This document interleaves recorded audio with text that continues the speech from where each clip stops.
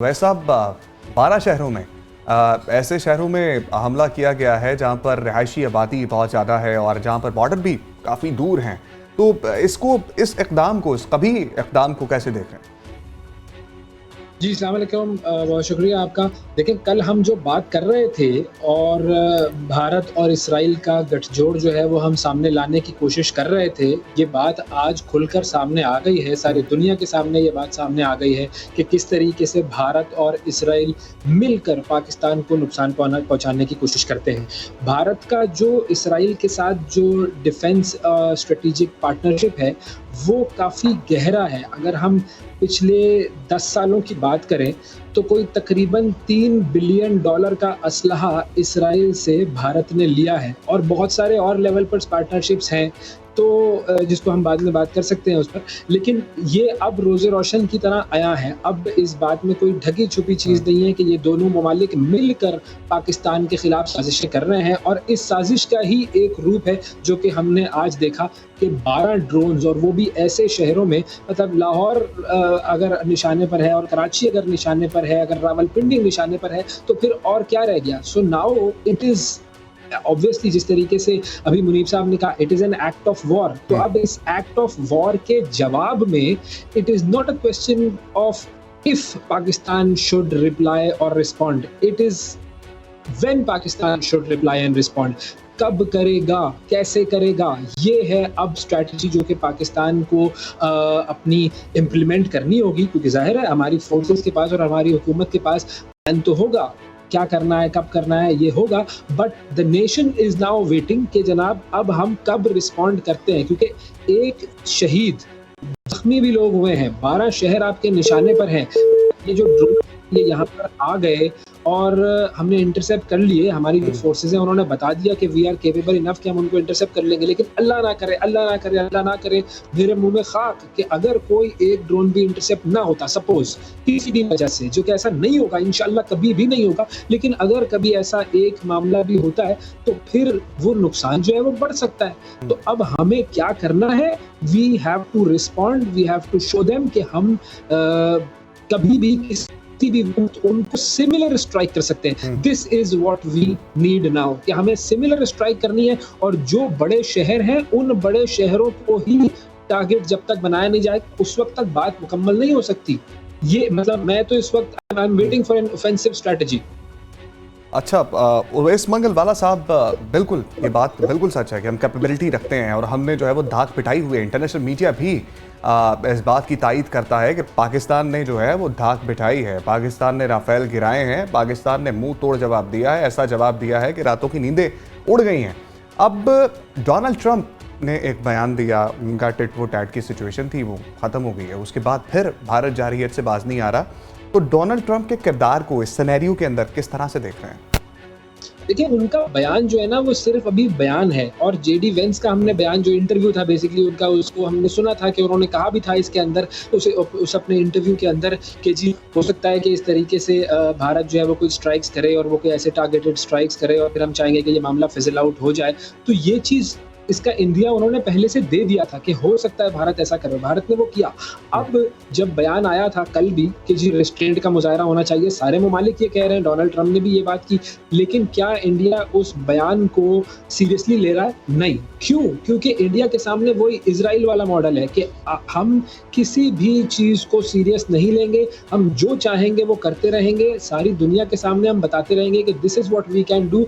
और वो जो आप अपनी एक तरीके से बदमाशी मुसल्लत करना या बदमाशी की धाक बिठाने की कोशिश करना, वो करता रहेगा। यही चीज़ उसने इजराइल से सीखी। ये जो नेतन्याहू का माइंडसेट और जो मोदी का माइंडसेट है, ये इंडियन हेड ऑफ स्टेट जो है, जब मोदी दौरा करता है इजराइल का, पहला हेड ऑफ स्टेट था गालिबन मोदी जिसने इजराइल का दौरा किया था। तो ये कोई मजाक नहीं है, ये माइंडसेट, थियोलॉजी और स्ट्रैटेजी, इन तीनों चीज़ों को आप देखें, इसमें आपको सिर्फ और सिर्फ सिमिलैरिटीज नजर आएंगी। और ये जो हेरा जो ड्रोन्स हैं, इन ड्रोन्स का भी मैं आपको बता दूं, ये जो ड्रोन्स हैं ये बेसिकली भारत और इजराइल की जॉइंट वेंचरशिप में तैयार होते हैं। ये इंडिया में भी बनते हैं और भारत और इसराइल का गठजोड़ जो है वो हम सामने लाने की कोशिश कर रहे थे। ये बात आज खुलकर सामने आ गई है, सारी दुनिया के सामने ये बात सामने आ गई है कि किस तरीके से भारत और इसराइल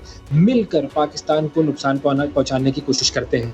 भारत का जो इसराइल के साथ जो डिफेंस स्ट्रेटेजिक पार्टनरशिप है, वो काफ़ी गहरा है। अगर हम पिछले 10 सालों की बात करें तो कोई तकरीबन $3 बिलियन का असलहा इसराइल से भारत ने लिया है और बहुत सारे और लेवल पर पार्टनरशिप्स हैं, तो जिसको हम बाद में बात कर सकते हैं उस पर। लेकिन ये अब रोज़े रोशन की तरह आया है। अब इस बात में कोई ढकी छुपी चीज़ नहीं है कि ये दोनों ममालिक मिलकर पाकिस्तान के खिलाफ साजिशें कर रहे हैं और इस साजिश का ही एक रूप है जो कि हमने आज देखा कि 12 ड्रोन्स, और वो भी ऐसे शहरों में, मतलब लाहौर अगर निशाने पर है और कराची अगर निशाने पर है, अगर रावलपिंडी निशाने पर है, तो फिर और क्या रह गया। So now it is obviously, जिस तरीके से अभी मुनीब साहब ने कहा, it is an act of war. तो अब इस एक्ट ऑफ वॉर के जवाब में it is not a question of if Pakistan should reply और respond, it is when Pakistan should reply and respond. कब करेगा, कैसे करेगा, ये है अब स्ट्रैटेजी जो कि पाकिस्तान को अपनी इम्प्लीमेंट करनी होगी, क्योंकि जाहिर है हमारी फोर्सेस के पास और हमारी हुकूमत के पास प्लान तो होगा, क्या करना है, कब करना है, ये होगा। But the nation is now waiting कि जनाब अब हम कब रिस्पॉन्ड करते हैं, क्योंकि एक शहीद, जख्मी भी लोग हुए हैं, 12 शहर आपके निशाने पर हैं।